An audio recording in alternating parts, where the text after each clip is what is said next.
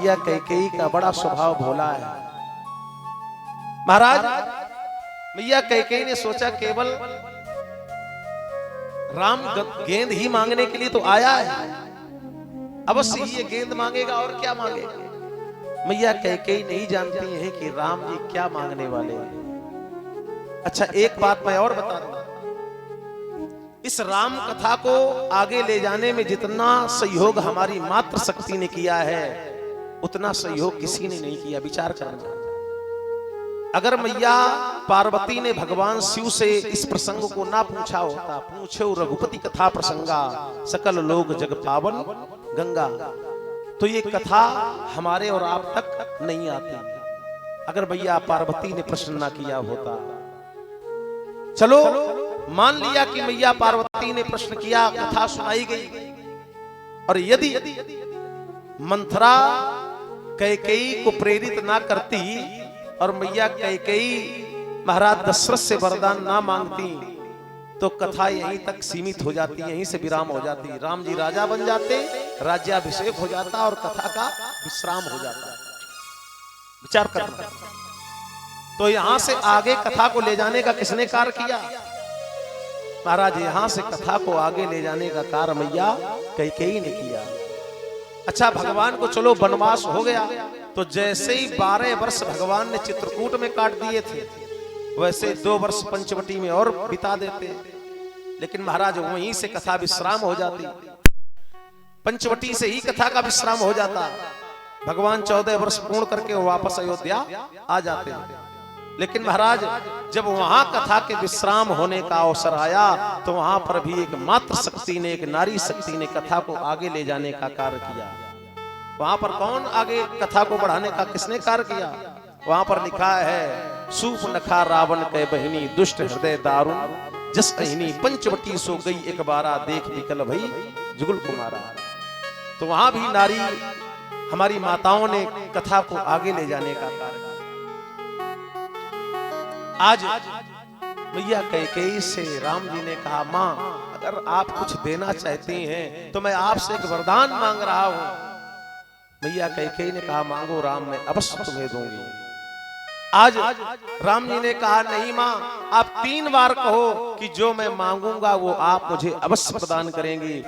मैया कैकेयी ने 3 बार कह दिया, राम जो तू मांगेगा मैं तुझे अवश्य प्रदान करूंगी, अवश्य प्रदान करूंगी और अवश्य प्रदान करूंगी। जैसे ही कहा, आज राम जी सरकार ने कहा, हे मां अगर आप कुछ देना चाहते हैं तो आज राम आपसे ये मांग रहा है कि जब मेरा राज्याभिषेक होने वाला हो तब आप मुझे मेरे लिए 14 वर्षों का वनवास दे देना, मुझे 14 वर्षों का वनवास दे देना।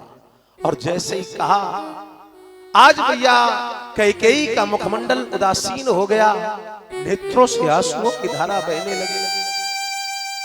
ऐ राम, ये तूने एक मां से क्या मांग लिया? सिद्धांत कहता है माता को माता ना भवती। तुम कह रहे हो कि मेरे लिए वनवास मांग लेना।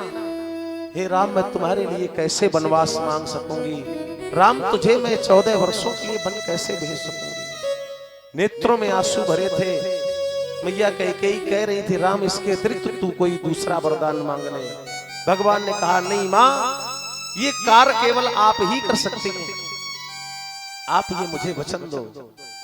आज मैया कैकेयी ने अपने हृदय को पाषाण बना लिया, अपने नेत्रों से बहने वाले आंसुओं को पोंछ लिया और मैया कैकेयी ने कहा, राम जाओ, मैं तुम्हें ये वरदान देती हूं, अगर अपने इन वचनों का पालन करने के लिए स्वयं ही मुझे अगर अपने हाथ से अपनी मांग का सिंदूर पोंछना पड़ जाएगा तो राम मैं वो भी पूछ दूंगी, लेकिन मैं तुम्हें वरदान अवश्य दूंगी। राम जाओ, मैं तुम्हारे लिए जब तुम्हारा राज्याभिषेक होने वाला होगा तब तुम्हारे लिए वनवास मांग लूंगी। विचार करना, त्याग की प्रतिमूर्ति है मैया कैकेयी, त्याग की प्रतिमूर्ति है मैया कैकेयी। कितना बड़ा त्याग किया है।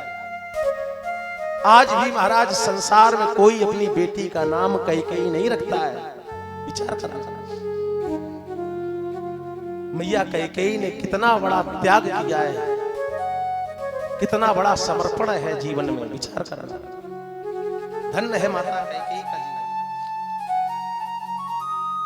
आज जैसे ही कहा महारानी कैकेयी से मंथरा ने कि महारानी राम के लिए 14 वर्षों का वनवास मांग लो, और ये बात मैया सरस्वती ने ही कहलवाई है। न 15 का, न 16 का, न 13 का, 14 वर्षों का। और उसका भी एक कारण है, 14 वर्षों का ही वनवास क्यों मांगने के लिए कैकेयी को प्रेरित किया है, और भगवान ने भी क्यों कहा था कि 14 वर्षों का ही वनवास देना, उसका भी एक कारण है। महाराज जो पंचवटी में खरदूषण के साथ में 14,000 जो राक्षसी सेना रहती है ना, उनको भगवान ब्रह्मा का वरदान है कि आपका वध वही कर सकेगा, जैसे मेघनाथ को वरदान था कि तुम्हारा वध वही कर सकेगा जो 14 वर्षों तक भोजन और नारी का त्याग करेगा। वैसे ही उन दैत्यों को वरदान है कि आपका वध वही कर सकेगा जो कि महाराज 14 वर्षों के लिए वनवास धारण करके आए। इसलिए राम ने 14 वर्षों का वनवास मांगा था, 15 का नहीं, 13 का नहीं।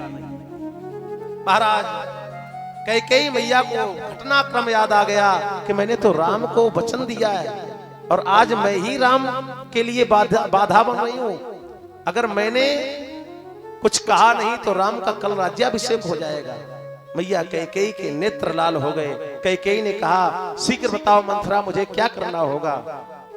आज तक सूर्यवंश में महाराज पूरे सूर्यवंश के उठा करके पढ़ लेना, सूर्यवंश में किसी भी राजा की रानी, आज तक कोई भी राजा की रानी कोप भवन में नहीं गई है। विचार करना, ये पहला जीवन का घटनाक्रम है।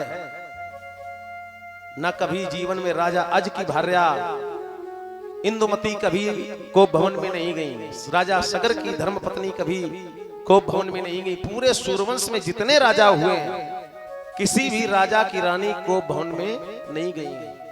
आज जीवन में सूर्यवंश में पहला घटनाक्रम होने जा रहा है। विचार करना। महारानी कैकेयी से मंथरा ने कहा समस्त राजसी वस्त्रों का त्याग कर दो और कोप भवन में चली जाओ, और कोप भवन में जाकर के, और जिस समय महाराज दशरथ तुम्हारे पास में आए तो उनसे ऐसे वरदान मत मांग लेना जब तक राम की सौगंध ना खा जाए, और 3 बार ना कह दें कि जो तुम मांगोगी वो मैं अवश्य दूंगा, तभी वरदानों को मांगना। और कैकेयी को समझा दिया मंथरा ने।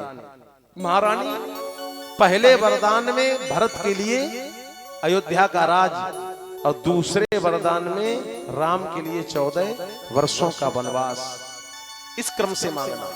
सारा